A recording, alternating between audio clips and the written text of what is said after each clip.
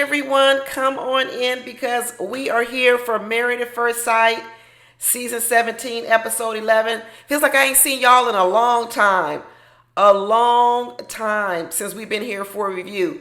I thought this was going to be a fresh start. I thought I was going to come back. I was going to let bygones be bygones. I know I was hard on everybody. My voice is going. I was like, okay, let's let bygones be bygones. Let's have a fresh start.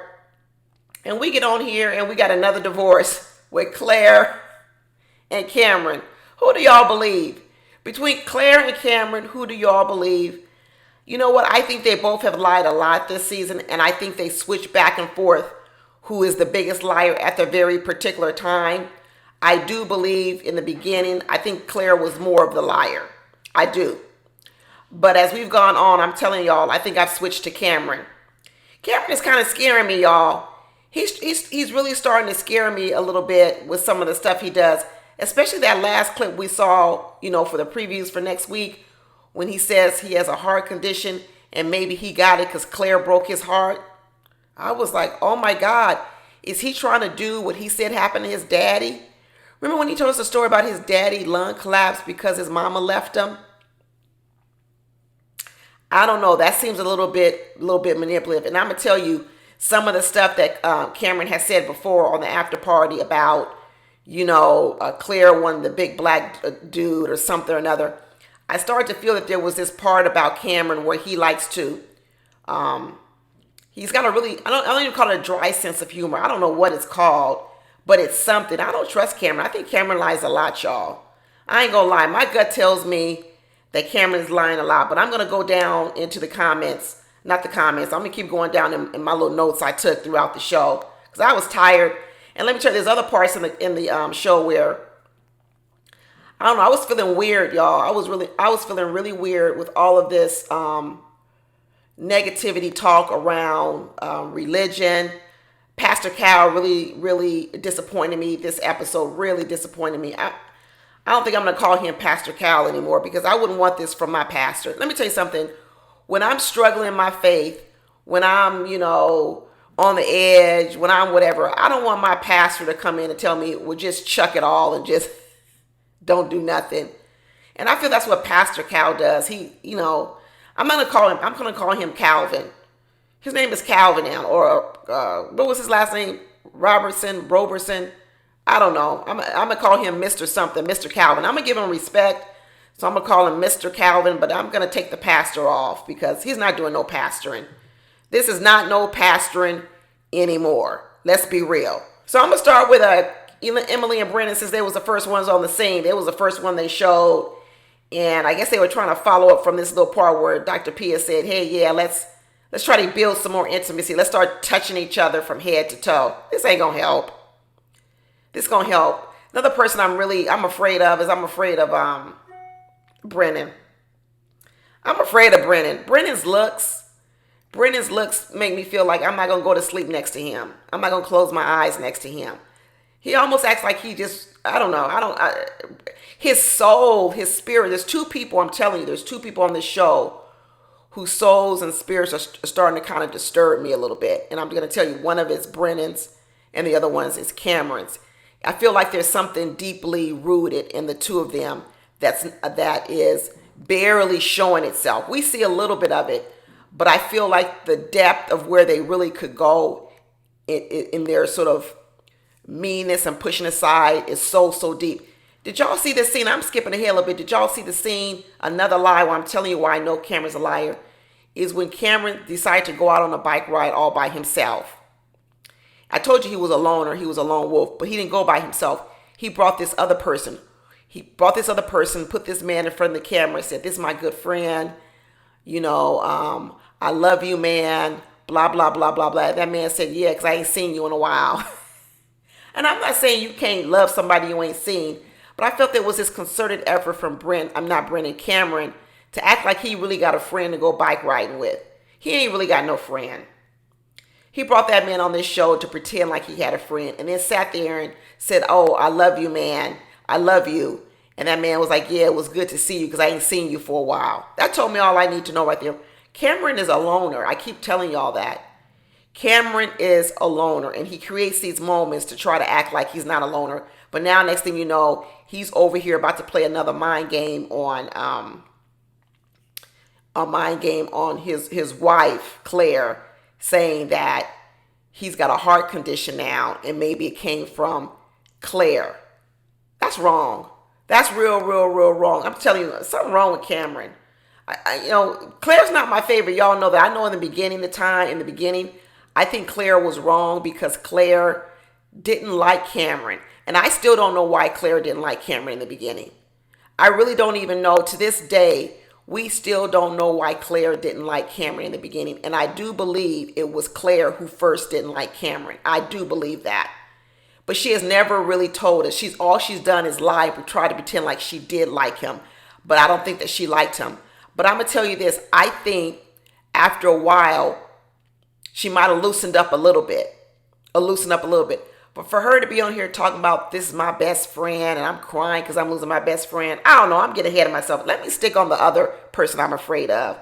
And that's Brennan. I'm telling you, something about Brennan tells me that deep down in there, he can get you good.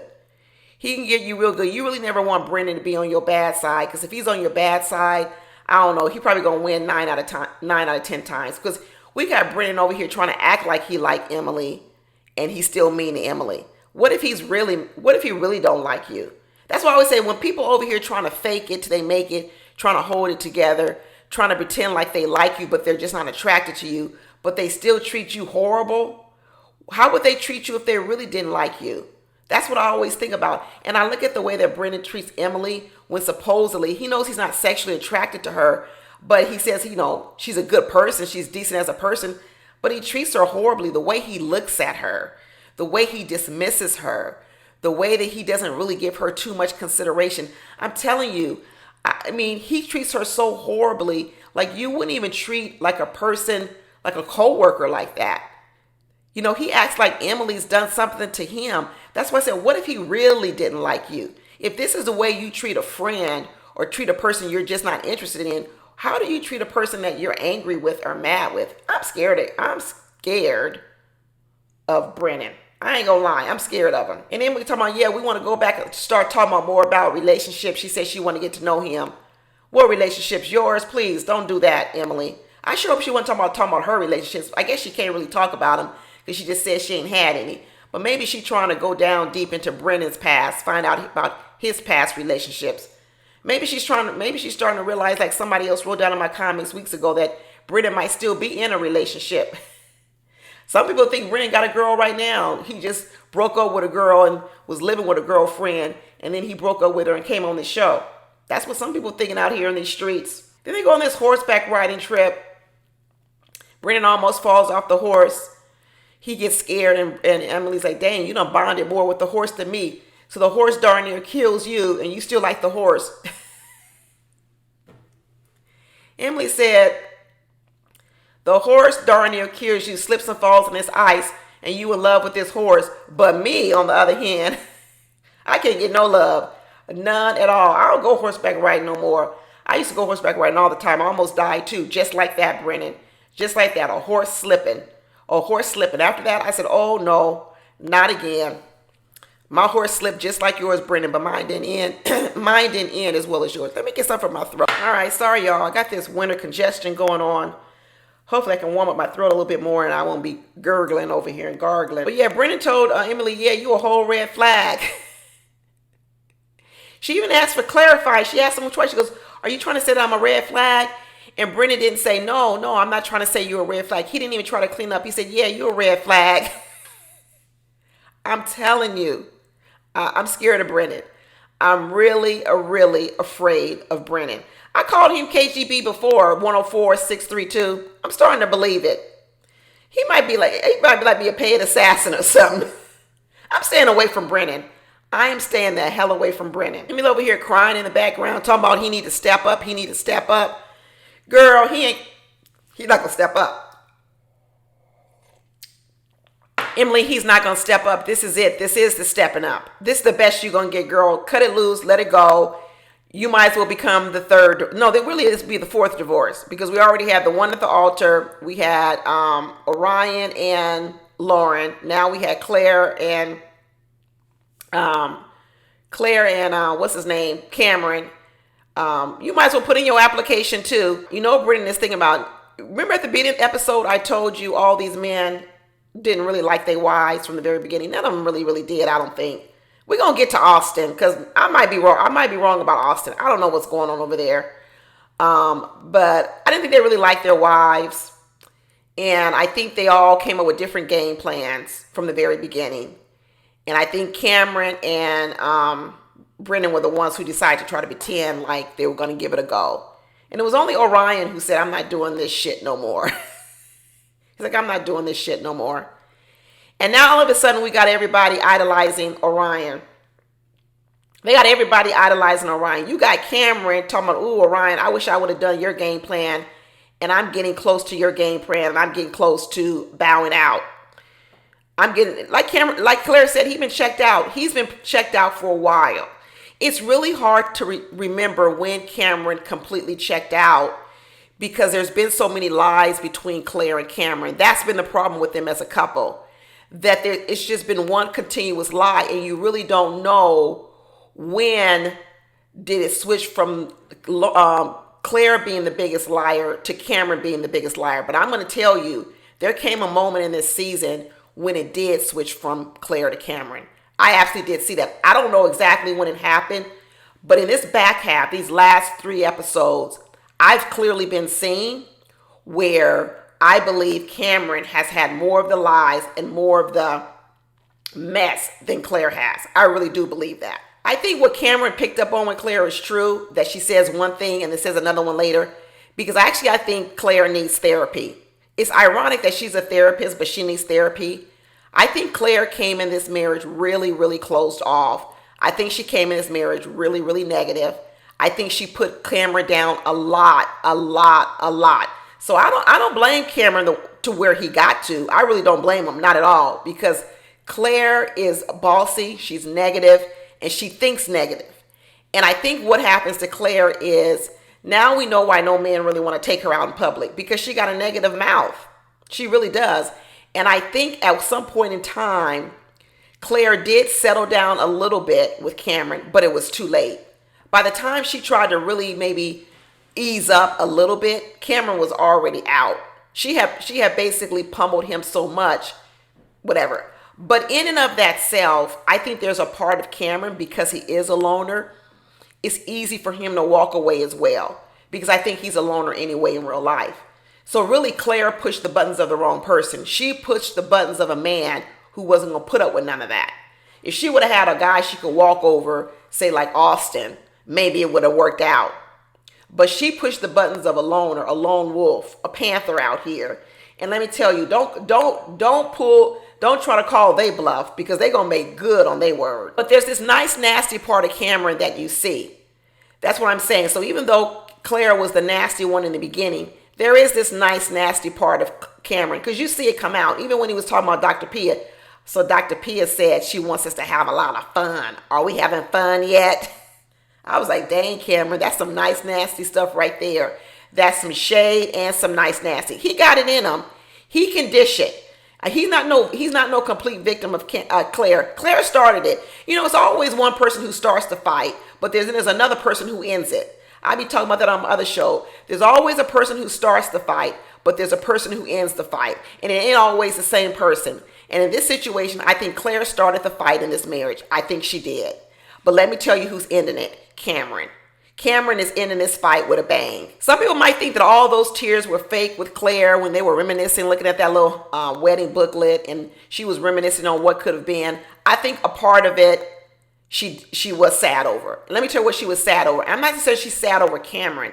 What she's sad over is the missed opportunity, because now I think she's thought about it, and she's realized she didn't even give it really a good chance. I think she's realizing how she sabotaged it, and she was trying to reel Cameron back in. Just like Cameron said, just when I'm about to pull away, she tries to reel me back in. That's exactly what she was doing, because Claire needs therapy to be in a relationship. Claire thinks she's all healed in a relationship. She was on here telling Cameron he needs therapy.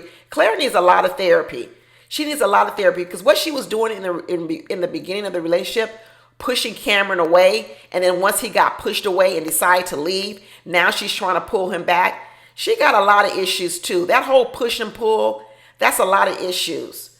She needs to go to therapy. She needs to get her own therapy. Instead of bringing her therapist friends to come over here and diagnose Cameron, she need to be sitting up on somebody's couch her darn self. Cameron left that apartment and said he ain't coming home. And then when they get to this dinner, this is the other part where I tell you Cameron got this nice, nasty part.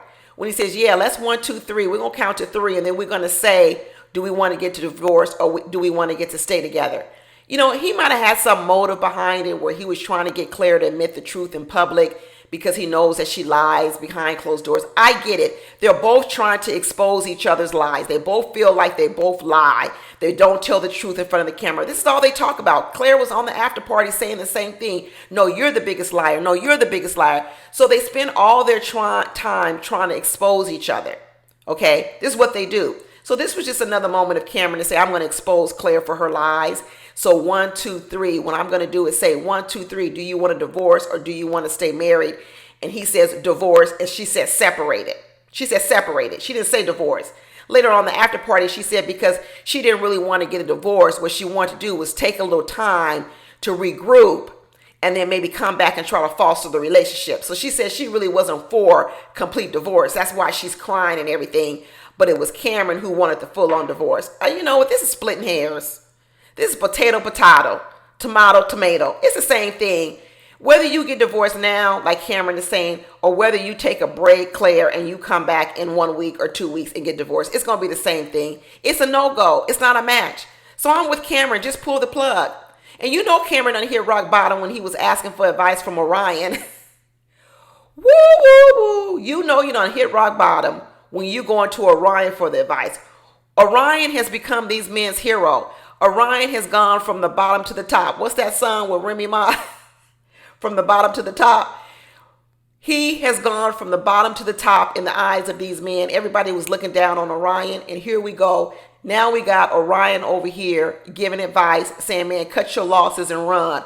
Cut your losses and run. Get out. And then you got Lauren over here advising, she over here advising old girl Claire as well. Lauren's hair looks so pretty. Her natural style looks so pretty. Made me want to get my natural hair back. I think after I take these braids out, I'm going to wear my hair natural. Lauren, your hair look a beautiful, girl. I love that look on her. But anyway, I digressed. But yeah, now Lauren over here giving advice to Claire, telling Claire to stick into it. That's bad advice, Lauren. Your hair is pretty. Your hair is pretty. Your hair is popping. But that advice is not popping. That advice is not popping at all. Because right now, Cameron don't want to be with Claire. It's not even Claire's choice anymore. Maybe Lauren is going back to the early days when she might have felt that Claire was judging Cameron too soon. And she might have felt like Claire should have been giving Cameron more of a chance. But the situation has changed, Lauren. The situation has changed, and so your advice needs to change. And the new situation now is Cameron don't want her. Like he said, he did have feelings for her. He did. Not no more. Not no more. So she don't need to be over there clawing and scratching for Cameron no more. Nah, too late. Sometimes the moment passes. Sometimes you F up a moment so bad you can't go back. Claire messed up the moment with Cameron so bad she can't go back. And now Cameron is where he is, and that's it. I'm kind of like that too. I don't know what kind of sign Cameron is, but you know, I give people chances. But once I'm done, I'm done. Once I'm done, I am done. It's literally not too much you can come back on with me.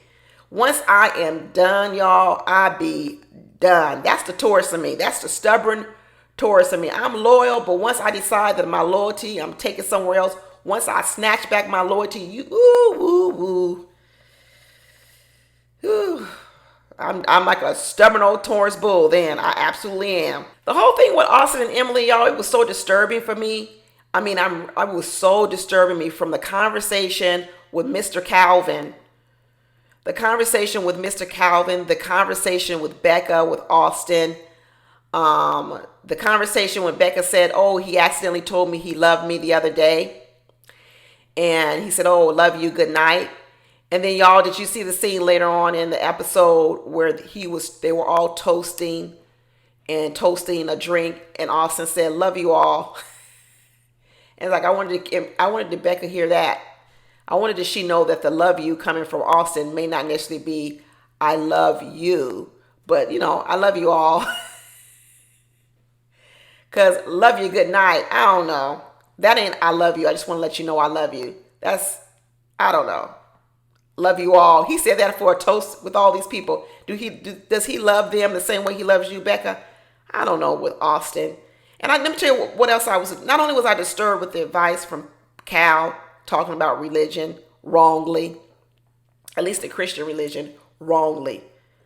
Stuff he was saying. I don't even think that's biblical. I'm telling you, I was disturbed by it coming out of a pastor's mouth. But then let me tell you what else I got really disturbed of with Becca. Let me tell you what I really got disturbed of with Becca. Remember, Becca came on this show saying she was agnostic, which means she doesn't believe in there is a God, there isn't a God. She doesn't believe in either one. She wants to keep it wide open. There could be, there couldn't be. So, okay, we're going to roll with you, Becca, if that's your religion. And then what she said, well, it was not really a religion. That's your belief. And then she said she doesn't like to be paired up with Christians because the Christians have always tried to convert her to Christianity.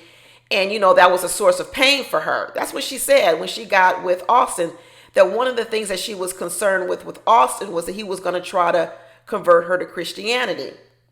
So now we got a scene where all of a sudden now they start talking about religion again, and they start talking about heaven and hell. And Becca was on the after party, and what she said was, how the subject came up was that Austin was making some caps or something, baseball caps or something. And on the cap, he had a cross on one of the caps. And that's how the subject came up. And Becca made a statement when he was making the baseball caps with the cross on it. She made a statement, something about, well, at least I'm not going to go to hell or something. At least, I don't know. What did she say? I don't know. She said something about at least I'm not going to go to hell. And then old boy chimed in and said, well, that's what my religion taught. And that's when she started crying, talking about he thinks I'm going to go to hell. Well, here's the problem, Becca. You just said you don't even know if it exists. You just said you don't even necessarily believe it does exist. It couldn't exist. So now you worried about whether or not your husband thinks you might go to a place that you said you don't even believe exists. So if you don't believe it even exists, you're not even sure, then why are you crying over it? Because his religion thinks he might go. So really what we got now, y'all, this is why now I'm going to get on Becca about this, is we don't just have an agnostic who says, I don't want to believe in heaven and hell. What she's actually telling Austin is, I don't want you to believe in it either. That's two different things. See, she has said she didn't want a person who was trying to convert her. And I've seen nothing where Austin has tried to convert her. But now she's taking it further. She's saying, not only do not I believe in it, not only do I not want you to try to convert me, but what she's also saying is, I want you to let go of your own beliefs. That's where I had the problem with Becca. If you want to believe what you want to believe and you want to do what you want to do, okay, go and do that. But the problem comes in where now you're actually getting on Austin for believing there is a hell, and that according to his belief, a person like you might go to it. Well, you shouldn't care. You shouldn't care. Because now what you're saying is he's got to believe like you. That means you're trying to change him. That's what's wrong. That's why two people who are not yoked in the area of religion should not be together like this. Because people like Becca try to pretend like, it's like what I said about fake wokeness with Lauren. They try to believe they're so awake, so woke, and they really don't have an opinion. That's what they're trying to do. But the truth is they actually do have an opinion. I don't know what has separated Becca over the time from her religion, from God. I don't know what separated her, why she did it. But this space where she says she doesn't believe or she doesn't believe, it's a lie. It's a lie. Because if she really didn't believe it, she wouldn't be crying over it. She wouldn't be crying over it. I don't believe in Santa Claus. If someone says to me, Santa ain't gonna bring you no toys this Christmas, I would be like, I don't care because there ain't no Santa Claus anyway. I wouldn't cry. You know, the only person who would cry if you tell them Santa's not gonna bring you no toys is a person who believes in Santa Claus. And that is a kid. So when Becca tries to sit up here and say she doesn't believe in if there's heaven or hell, but she's crying over the fact that Austin tells her in his church that he went to, they say that you're going to go to hell, and she starts crying over it, she's lying to us.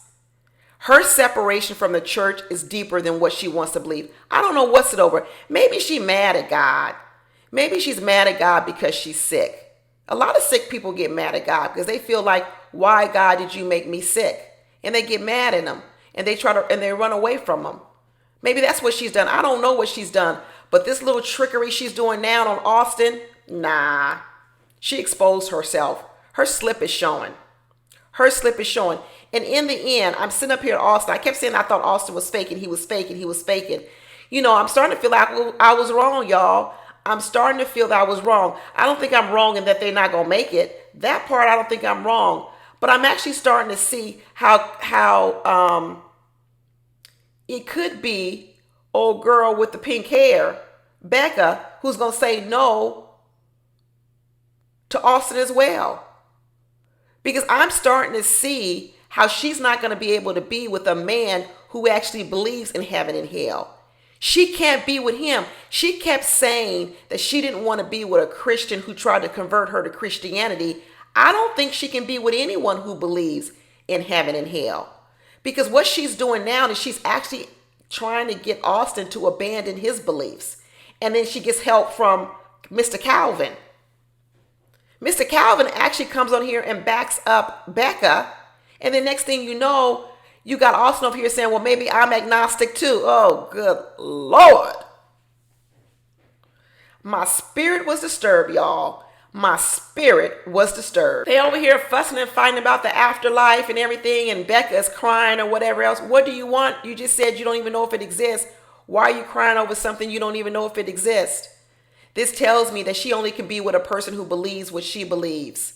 She's lying, y'all. She is lying when she says she doesn't believe in heaven and hell. She does believe in it, but she got an issue with God. She angry at God. She need to figure that out. She need to figure out why she is, because this idea that she doesn't really care about either one or the other, but then she cares about what other people think. Nah, that's not how you behave. That is not how you behave. I think the only bright part of this whole episode was Michael coming back. At first I was thinking, why are they going to bring him back? But I'm actually glad they brought him back, because you know what it did? It introduced a little bit of hope. It gave me a little bit of hope that maybe we'll get a good couple. Wouldn't this be nice? Wouldn't this be a nice little Cinderella, a nice little bow at the end? Because we know none of these other couples are going to make it. Wouldn't it be a nice bow at the end that the dark horse, the horse that came from behind Michael, ends up being the couple that makes it and has a good marriage? I would love for this. You know what? Sitting and listening to Michael, I really like him. He just sounds so sharp. He sounds intelligent. He sounds level-headed. I'm telling you, I really like the things that he was saying. We saw the previews with the woman coming up. She's beautiful. She looks very pretty. I really hope that they make it. I really, really do. You know what? We had a lot of losses this episode, especially in the area of faith, religion. A lot of losses.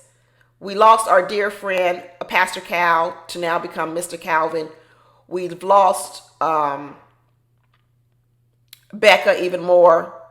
We've lost Austin in the area of religion. We've lost Cameron.